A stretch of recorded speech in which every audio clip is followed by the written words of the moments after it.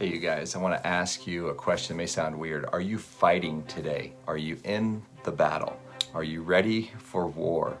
And it sounds like maybe it's a weird question to ask in a devotional. Maybe you don't even aren't aware that we're in a battle.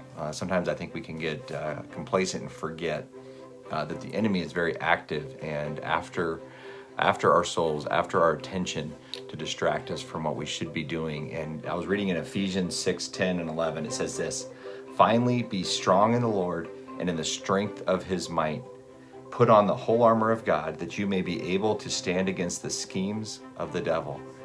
And I was just thinking about this, and what came to my mind was I remember back right after I'd graduated from the University of Arizona, and I was trying to save up money during that summer so I could move to Colorado. And so I was taking temp jobs, and I got this really horrible job.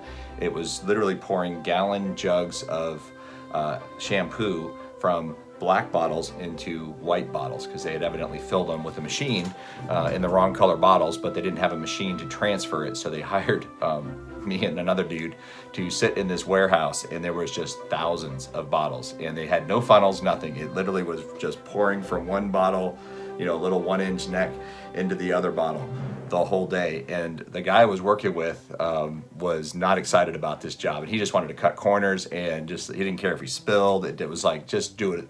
He just wanted to get it done, but not do it well.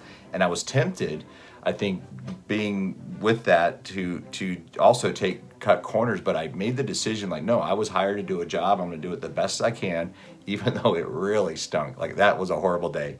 I did not want to go back to that, but I made that decision that in my mind I was going to do a good job because I had agreed to do it.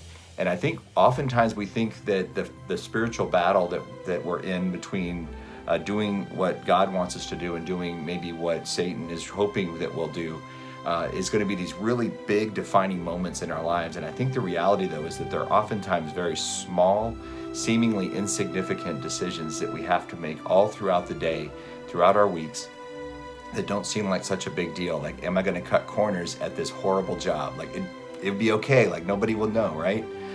But God knows, and I know. And so when I make those choices, those little ones every day, throughout where I'm at work and throughout the work day, or at home when I'm with my family, am I cutting little tiny corners?